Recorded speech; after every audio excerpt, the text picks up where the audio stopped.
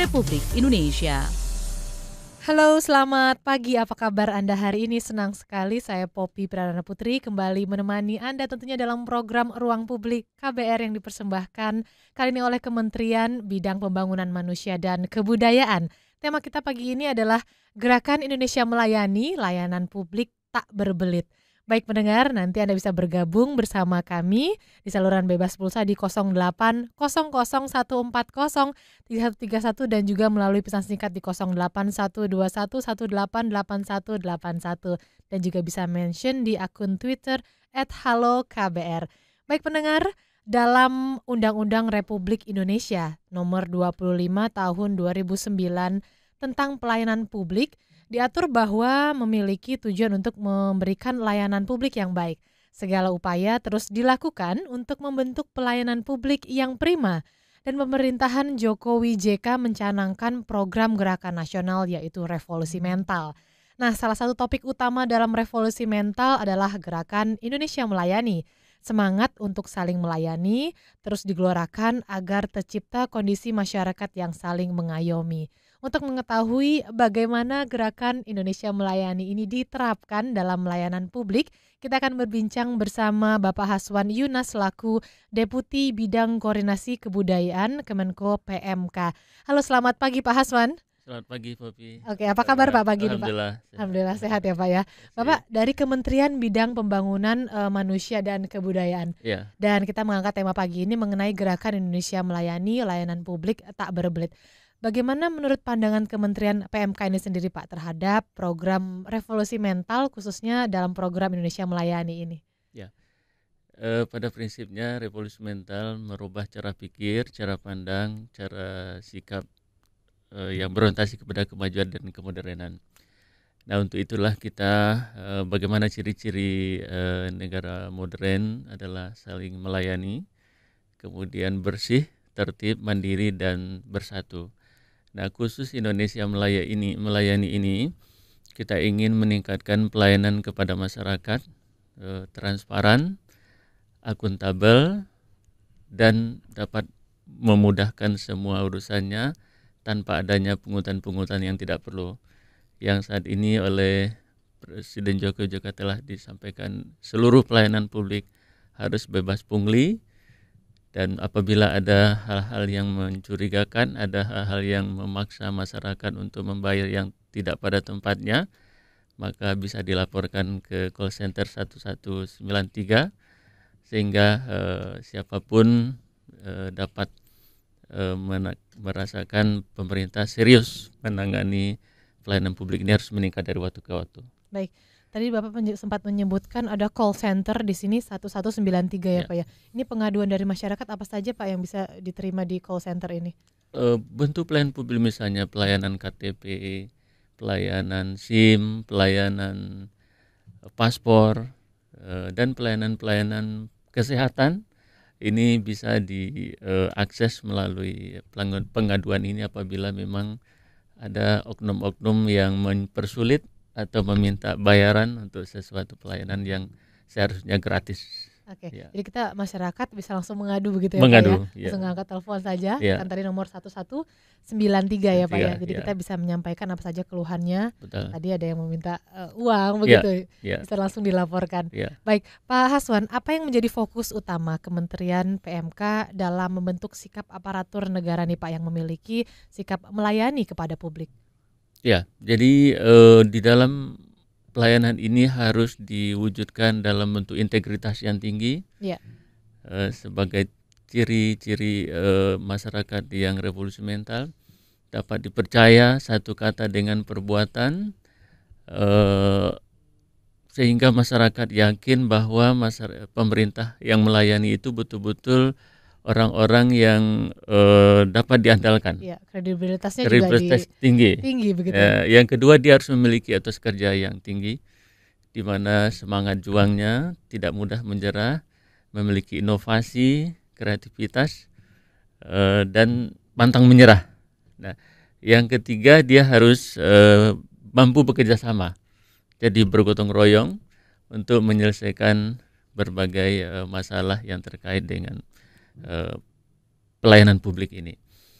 Nah, di dalam pelayanan publik ini di samping 70% itu targetnya aparatur sipil negara, di mana pemerintah harus betul-betul serius memberikan pelayanan publik. Namun masyarakat juga kita harapkan tidak membuka celah-celah untuk menyuap gitu. Jadi artinya kalau memang tidak bayar ya konsisten tidak bayar. Jangan pernah untuk ingin cepat pelayanannya lalu memberi sesuatu, ini merusak sistem pelayanan kita. Jadi konsisten saja. Tadi Popi sudah menyampaikan saling melayani itu tidak hanya dari sisi pemerintah, tapi masyarakat juga ke pemerintah dan antar masyarakat sendiri. Jadi saling membantu, misalnya kalau ada seseorang yang memiliki disabilitas ingin menyeberang, kalau ketika tidak ada aparatur yang berada pada posisi penyeberangan itu, masyarakat juga harus saling membantu yang lemah, yang tidak mampu, saling memberi bagi yang mampu gitu. Ya. Mungkin selama ini Pak ada budaya begitu ya Pak ya, kalau ingin cepat sudah bayar saja gitu ya Pak. Ya itu dia, kita harus konsisten juga, masyarakat harus juga disiplin juga untuk tidak melakukan suap menyuap itu. Oke, baik. Selama 2 tahun kepemimpinan Jokowi JK ini Pak, bagaimana program Indonesia Melayani yang merupakan salah satu dari gerakan revolusi mental ini sudah berjalan seperti apa Pak? Ya, jadi misalnya sekarang pengurusan paspor sudah bisa online. Jadi tidak perlu antri, yang penting mendaftar online, lalu nanti keluar jadwal untuk foto. Setelah semua persyaratan diisi, foto, dan sehari setelah itu kita sudah bisa menerima paspor. Dan sistem pembayarannya juga lewat bank. Jadi tidak lagi bayar ke petugas, sehingga ini mewujudkan betul transparansi di mana interaksi antar personal pelayanan itu tidak bisa langsung. Jadi kalau dia udah berikan mengisi formulir lalu di-storekan ke loketnya, setelah itu dia mendapatkan tanda terima, dan dengan tanda terima itu dia membayar ke bank, dari bank lalu nanti dapat jadwal untuk foto, setelah itu sehari setelahnya udah bisa diambil. Ya. Tapi masih antri panjang nih Pak, masih ada keluhan dari masyarakat seperti itu untuk mengurus paspor. Itu dia, jadi untuk menghindari antri itu maka harus mendaftar lewat online, jadi lebih tidak harus menunggu, karena memang sistem pelayanannya itu menunggu proses administrasi, karena saling cek and recheck dulu status misalnya di kartu keluarga, di KTP, ataupun di status-status lainnya. Nah ini memang memerlukan pencocokan data karena memang permintaan dari paspor ini meningkat terus, sehingga dengan sistem online ini antrinya bisa diperpendek. Oke. Nah, kemudian untuk pajak sendiri Pak, misalnya apalagi Pak pelayanan-pelayanan yang lain sudah ada e-billing ya Pak ya untuk pajak sendiri? E-billing. Jadi dengan pengiriman data misalnya pembayaran telepon itu sudah dikirimkan e-billing, itu dengan e-billing langsung pakai SMS banking pun bisa. Jadi tidak harus membayar ke loket-loket pelayanan itu, tapi di loket pelayanan pun kita membuka, pemerintah membuka pelayanan langsung. Dan yang terpenting juga ada SOP-SOP yang jelas yang dipapan tulis kantor itu untuk masyarakat tahu alur pengurusan itu mulai dari A sampai Z-nya ketahuan, sehingga tidak ada lagi peluang untuk berinteraksi dengan perantara. Ini salah satu penyiapan SOP. Kemudian di website kementerian dan lembaga yang menyediakan pelayanan publik itu juga terlihat dengan jelas. Misalnya di BPJS Kesehatan telah menyampaikan pembaharuannya dari 15 menit pola pendaftarannya disingkat jadi 7 menit. Nah dengan 7 menit itu sudah dapat akses apa yang ada, sehingga Popi. Jadi tadi SIM online, paspor online, pelayanan BPJS online dan sebagainya. Jadi secara bertahap ya Pak ya? Targetnya akan semua pelayanan publik di online kan. Baik, apa catatan penting Pak bagi gerakan Indonesia Melayani ini? Yang pertama adalah dia harus transparan, akuntabel, cepat, kemudian mudah diakses melalui jalur e-government tadi.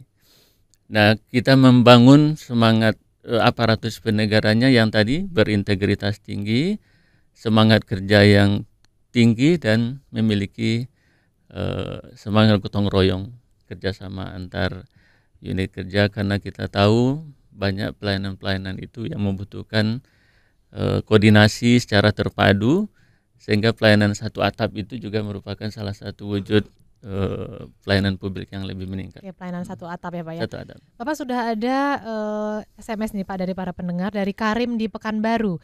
Mengurus paspor sekarang sudah baik, tapi kadang petugasnya kurang ramah begitu Pak. Tapi saya sempat dengar kadang masih ada calo. Kemudian ada dari Cika di Semarang, Pak, paspor elektronik kenapa tidak bisa online lagi ya seperti itu? Pada prinsipnya paspor itu semuanya bisa online. Jadi mendaftarnya, kemudian menyiapkan dokumennya, namun hard kopinya tetap harus diserahkan setelah pendaftaran online. Nah, terkait dengan pelayanan publik yang tidak ramah, itu memang bagian dari upaya kita selalu meningkatkan kualitas tadi ya Pak. Kualitas pelayanan melalui bagaimana senyum, sapa, salam itu merupakan satu budaya yang harus kita kembangkan terus. Jadi senyum, sapa, salam begitu ya Pak. Baik Pak Hasman, kita akan lanjutkan lagi bincang-bincang kita di segmen berikutnya.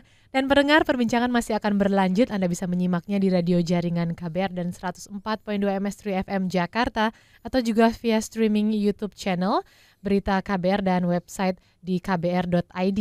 Dan bisa juga melalui aplikasi Android dan iOS di search KBR Radio. Dan kami juga mengundang Anda, silahkan yang ingin bertanya, memberikan komentar di saluran bebas pulsa di 0800 140 3131 dan juga melalui pesan singkat di 0812 118 8181.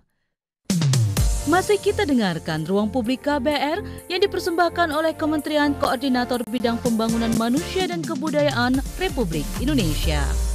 Ladies and gentlemen, pengen punya bisnis di bidang travel tapi ragu karena butuh modal besar, urus izin yang ribet, dan harus deposit ke maskapai dan lainnya? Jangan khawatir, sekarang ada Aero Ticket yang akan membantu kamu untuk mewujudkan bisnis travel impian. Aero Ticket lebih cepat karena dilengkapi pilihan harga tiket online dari seluruh maskapai hanya dengan satu klik. Lebih untung karena langsung mendapatkan komisi. Bahkan keuntungan dapat diatur sendiri. Nggak cuma itu, kamu juga bisa pesan kamar hotel, tiket kereta api, paket tour, dan lainnya dalam satu sistem. Pokoknya, Aero Ticket lebih terpercaya, sistemnya handal dan didukung oleh mitra terkemuka. Jadi tunggu apa lagi? Ayo buruan wujudin impian kamu untuk memiliki usaha travel sendiri. Informasi lebih lanjut klik www.aeroticket.com atau kunjungi kantor Aero Ticket, Jalan Melawi Raya nomor C7 Kebayoran Baru Jakarta 12160 atau hubungi 021 720 5788 021 720 5788. Aero Ticket, mudah, fleksibel, lengkap, dan menguntungkan.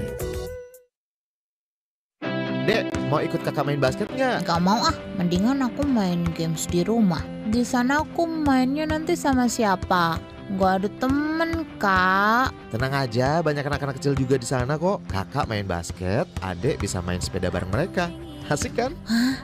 Oke deh, aku ikut sepedaan biar bugar kayak kakak. Pinter.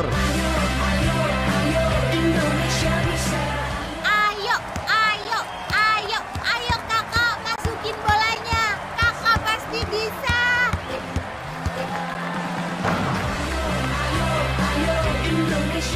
Gak ada alasan untuk tidak berolahraga. Tanamkan apa arti pentingnya olahraga dari sejak dini. Ayo olahraga. Pesan ini disampaikan oleh Asisten Deputi Industri dan Promosi Olahraga, Kementerian Pemuda dan Olahraga Republik Indonesia. Persoalan pendidikan di Papua hingga saat ini masih sangat kompleks. Bukan hanya sarana dan prasarana, tapi juga sumber daya manusia dan kelanjutan pendidikan murid yang akan menempuh pendidikan di tingkat berikutnya. Untuk itu, anggota Komisi 10 DPR Esti Wijayanti mendorong percepatan pendidikan di Provinsi Papua. Ia berharap Komisi 10 DPR dapat membentuk panitia kerja Panja Pendidikan untuk Papua maupun Papua Barat. Pasalnya, kedua provinsi yang berada di timur Indonesia masih mengalami banyak ketertinggalan. Hal itu disampaikan di sela-sela kunjungan kerja Komisi 10 DPR ke Jayapura, Papua, Selasa 1 November 2016. Politisi asal Dapil DIY itu menilai, dalam percepatan pendidikan di Papua, pemerintah melalui Kemendikbud dan Kemenristek Dikti sudah berupaya maksimal, bahkan meminta kepada Litbang Kemendikbud untuk menyelesaikan persoalan strategi percepatan pembangunan Papua pada akhir tahun ini. Dapatkan informasi terbaru DPR melalui website www.dpr.go.id, Twitter @dpr_RI, dan fanpage DPR RI. Pesan ini disampaikan oleh Dewan Perwakilan Rakyat Republik Indonesia. Masih kita dengarkan Ruang Publik KBR yang dipersembahkan oleh Kementerian Koordinator Bidang Pembangunan Manusia dan Kebudayaan Republik Indonesia. Ya pendengar, inilah bagian akhir Ruang Publik KBR yang dipersembahkan oleh Kementerian Bidang Pembangunan Manusia dan Kebudayaan. Tema kita pagi ini, Gerakan Indonesia Melayani, Layanan Publik Tak Berbelit. Perbincangan masih Anda dengarkan melalui 104.2 MS3 FM Jakarta atau juga bisa via streaming di YouTube channel Berita KBR dan website kbr.id atau juga bisa melalui aplikasi Android dan iOS, bisa search KBR Radio. Kami mengundang Anda, silakan yang ingin bertanya atau memberikan komentar di 080014033131 dan juga melalui pesan singkat di 081211888181. Masih bersama Bapak Haswan Yunas selaku Deputi Bidang Koordinasi Kebudayaan Kemenko PMK. Baik, Pak Haswan, sebenarnya apa langkah nyata Pak dari Kementerian PMK sendiri untuk mendorong pelayanan publik ini agar seperti mungkin ada program-program pelatihan? Ya, jadi saat ini kita membuat gugus tugas di kementerian dan lembaga yang memiliki pelayanan publik. Jadi gugus tugas karya-karya inovasi dari berbagai pelayanan publik itu di LTC ini mendorong para pelaku pelayanan publik untuk selalu berinovasi sehingga meningkatkan pelayanan kepada masyarakat. Pelatihan-pelatihan yang dilakukan tentu sesuai bidang pelayanannya, misalnya di BPJS Kesehatan itu dibuat model-model yang bertugas sebagai piket sehari-hari. Jadi model-model ini akan memberikan dan merespon pelayanan kepada masyarakat, misalnya dibuka counter 24 jam. Nah, 24 jam ini masyarakat yang membutuhkan pelayanan tidak terbatas oleh waktu, respon terhadap pengaduan. Jadi walaupun banyak pengaduan, kalau nggak direspon kan sama saja. Jadi dalam 2 jam harus ada jawabnya, apa yang harus dilakukan, sehingga apa yang dirasakan oleh masyarakat selama ini, misalnya terhambatnya komunikasi, sehingga masyarakat tahu dengan jelas tanpa harus mencari informasi ke tempat lain. Baik. Sudah ada penelpon, kita terima. Pagi. Iya. Mungkin ada catatan. Ya, seperti apa? Ada masyarakat yang terkait dengan bidang kesehatan. Di situ ada counter-counter yang melayani secara baik, transparan, informasinya jelas, dan tidak boleh melalui calo. Dari waktu ke waktu kami sudah evaluasi khusus pelayanan publik di bidang kesehatan ini makin meningkat. Jadi kalau ada calo-calo itu kita counter dengan counter pelayanan yang dibuka sampai ke unit-unit, misalnya bisa bayar lewat bank, ATM atau Indomaret, dan counter resmi yang dibuka semakin banyak, sehingga pelayanan itu cakupannya yang dulunya 50% dari seluruh komunitas yang membutuhkan pelayanan akan kita tingkatkan menjadi 80% di 2017, dan kita harapkan universal coverage-nya itu terwujud sampai kabinet kerja ini berakhir 2019, sehingga tidak ada lagi masyarakat yang mengeluh tidak jelas pelayanannya, tidak tahu mau mendaftar kemana. Dan counter pelayanan ini akan kita tingkatkan, kita perbanyak dan menjangkau ke seluruh lapisan masyarakat. Kita akan melakukan istilahnya jemput bola. Jemput bola begitu ya, Pak. Ini upaya dari Kementerian PMK untuk terus memperbaiki pelayanan ya, Pak, publik. Ya. Mungkin ada program-program atau inovasi yang dilakukan juga, Pak, dan Kementerian PMK ini menggandeng pihak mana saja, Pak? Kita di samping kementerian dan lembaga, kita menggandeng dunia pendidikan. Sekarang Menteri Dikbud sudah membangun bentuk sekolah berintegritas.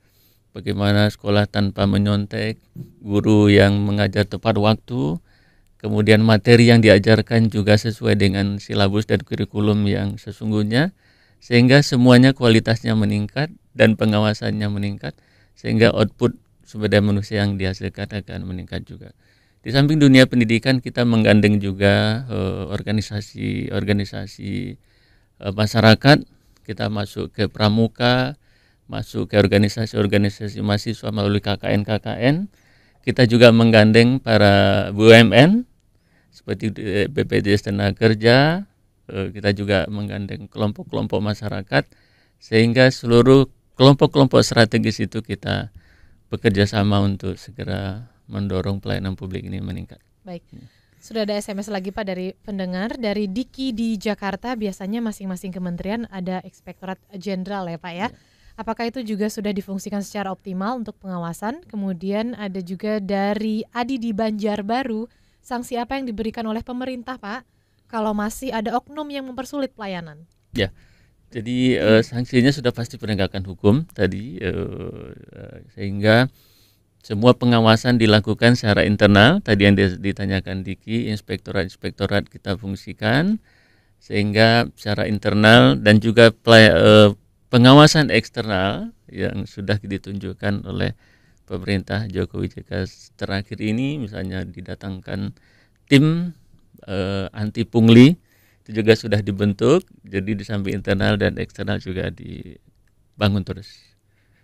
Jadi itu memang sudah seperti itu ya Pak ya, gerakan-gerakan yang dilakukan oleh serius begitu. Ya. Ini contoh selain itu Pak, contoh konkret apa yang sekiranya bisa diterapkan di berbagai instansi untuk lebih meningkatkan layanan publiknya?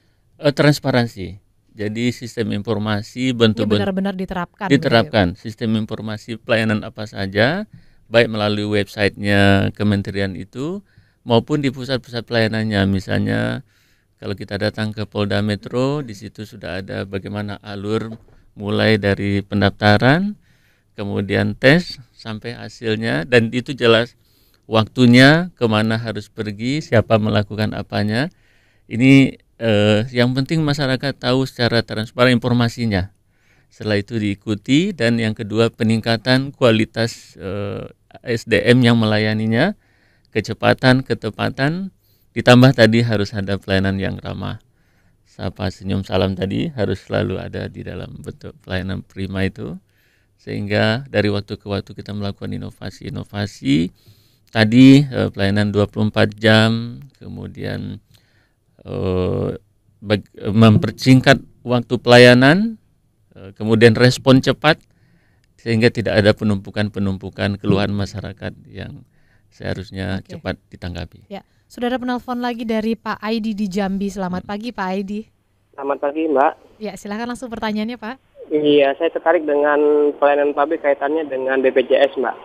Saya ketahui bahwa banyak masyarakat mengeluh tentang pelayanan BPJS kaitannya dengan obat yang diberikan. Terkadang kita hampir menuduh dokter tidak mau memberikan obat yang baik atau obat yang bagus kepada pasien. Tapi ternyata dokter mengatakan bahwa dokter tidak ingin memberikan obat yang baik, tetapi BPJS mengatur bahwa hanya obat ini yang boleh diberikan, padahal ada obat yang lebih bagus lagi untuk diberikan kepada itu. Baik. Itu satu. Yang kedua terkait dengan pelayanan BPJS kaitannya dengan sakit-sakit yang harus dirawat. Saya mengalami sendiri tetangga saya yaitu harus ada operasi, mohon maaf, di bagian bawah, di bagian anus harus operasi. Tapi dia 5 hari dia harus disuruh pulang, padahal kondisinya itu anak masih basah Mbak, masih harus dirawat, masih harus dibersihkan oleh tenaga kesehatan. Tapi karena 5 hari BPJS nyuruh pulang Mbak. Baik, oke, nah, terima kasih. sejauh mana ini jadi perhatian dari pemerintah itu sendiri? Terima kasih. Terima kasih Pak Aidi di Jambi. Langsung saja Pak Hasan. Terima kasih Pak Aidi. Memang pada prinsipnya semua bentuk penyakit sudah disiapkan obatnya, namun ada daftar obat yang tadi sesuai dengan standar pelayanannya.